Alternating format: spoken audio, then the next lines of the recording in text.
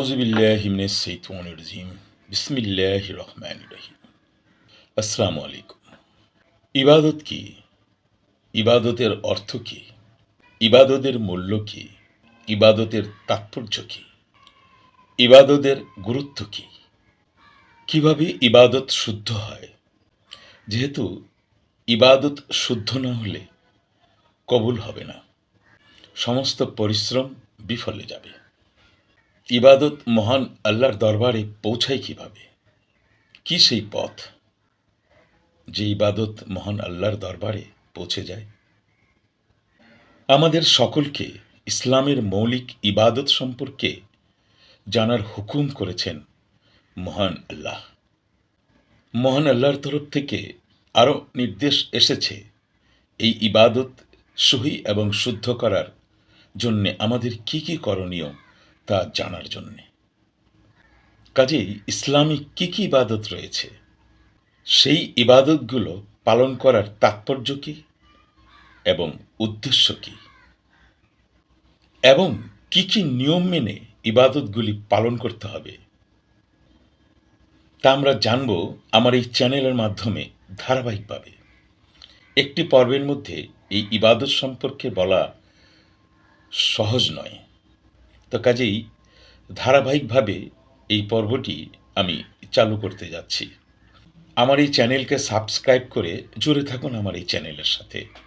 পাশে থাকা বেল আইকনটি বাজিয়ে দিন, যাতে আমার এই ধারাবাহিক পর্বটি প্রতিদিন তা আপনাদের কাছে খুব দ্রুত পৌঁছে যাবে। পাশাপাশি লাইক করুন, কমেন্ট করে আমাকে উৎসাহিত করুন এবং শেয়ার করে অপরকে জানার সুযোগ করে দিন। আপনি যেমন উপকৃত হবেন বা হচ্ছেন, ঠিক তেমনি অন্যরাও যাতে আমার এই কন্টেন্টের মাধ্যমে, আমার এই কথাগুলোর মাধ্যমে উপকৃত হয়, তাই শেয়ার করে দিন। আপনিও ফজিলত প্রাপ্ত হবেন ইনশাআল্লাহ। ইউটিউব জুড়ে হাজারটা ইসলামিক ভিডিও রয়েছে। বিভিন্ন ধরনের পরামর্শ, বিভিন্ন ধরনের শিক্ষামূলক, ইসলামী শিক্ষামূলক অনেক কন্টেন্ট আপনারা পাবেন। আমি আশা করছি আমার এই কথাগুলো খুবই ইউনিক হবে এবং নতুনত্ব থাকবে এই ইবাদত সম্পর্কে। যদি আপনারা মনোযোগ দিয়ে আমার কন্টেন্টগুলি, আমার কথাগুলো যদি শোনেন, তাহলে বুঝতে পারবেন আমার কথাগুলো অন্যদের চাইতে আলাদা কিনা। কিন্তু পবিত্র কোরআন এবং হাদিসের বাইরে নয়। যা কিছুই বলা হবে সবগুলোই পবিত্র কোরআনের আলোকেই এবং হাদিসের আলোকেই উল্লেখ করা হবে ইনশাআল্লাহ। ফায়দা হবে। আসুন শুরু করা যাক। প্রথম পর্ব। মহান আল্লাহ রাব্বুল আলামিন আমাদেরকে সৃষ্টি করেছেন একটি উদ্দেশ্য নিয়ে, একটি পরিকল্পনা নিয়ে।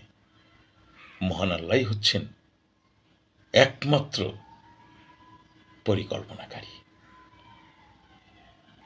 তিনি আমাদের জীবন দিয়েছেন, রিজিক দেন এবং মৃত্যু দেন। আমাদের লালন পালন করেন। আমাদের এই জীবন, আমাদের মৃত্যু, আমাদের রিজিক এবং আমাদের সম্পদ, ধন সম্পদ, সব কিছুই কিন্তু তার হাতে। তিনি যাকে ইচ্ছা তাকেই সম্পদ দান করতে পারেন। যেমন হেদায়েতের মালিকও কিন্তু তিনি, হায়াতের মালিক তিনি, মৌতের মালিক তিনি।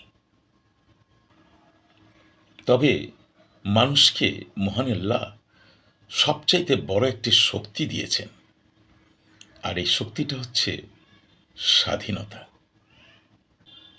অত্যন্ত দুঃখের সাথে বলতে হচ্ছে, আমরা সেই স্বাধীনতাকে সঠিক পথে প্রয়োগ করছি না, যার ফলে আমরা প্রতিনিয়ত ধ্বংস হচ্ছি, টের পাচ্ছি না। প্রতিনিয়ত ক্ষয়ে যাচ্ছি, বুঝতে পারছি না। মহান আল্লাহ আমাদের জন্যে চন্দ্র, সূর্য, গ্রহ, নক্ষত্র, মহা আকাশকে, ভূমণ্ডলকে খুব সুন্দর করে সাজিয়েছেন। গাছ পালা, পশু পাখি, নদ নদী, সমুদ্র, ঝর্ণা, পাহাড় পর্বত, সবকিছু দিয়ে তিনি এই পৃথিবীকে কত মনোরম করে তৈরি করেছেন শুধু আমাদের জন্যে, মানুষের জন্যে। আমরা এসব প্রাণ ভরে উপভোগ করি।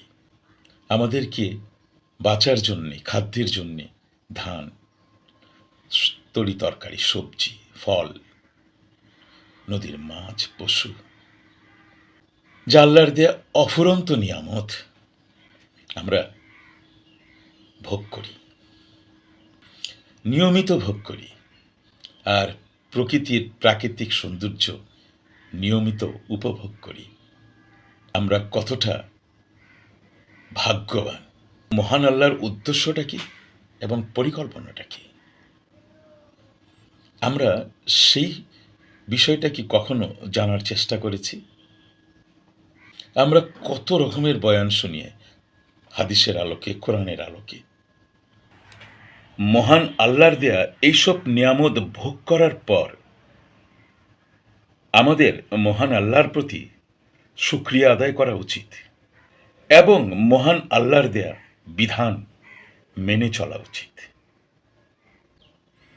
মহান আল্লাহর প্রতি শুকরিয়া আদায় এবং মহান আল্লাহর দেয়া বিধান মেনে চলার নামই হচ্ছে ইবাদত। আশা করি আমার প্রথম পর্বটা আপনারা নিশ্চয়ই বুঝতে পেরেছেন। দ্বিতীয় পর্বটার জন্যে আপনারা অবশ্যই আমার চ্যানেলটিকে সাবস্ক্রাইব করে রাখুন। সাবস্ক্রাইবের পাশে থাকা বেল আইকনটি বাজিয়ে রাখুন, যাতে আমার পরবর্তী দ্বিতীয় পর্বটা, তৃতীয় পর্বটা ধারাবাহিকভাবে আমি করছি, সেটা যেন আপনাদের কাছে পৌঁছে যায়। ধন্যবাদ।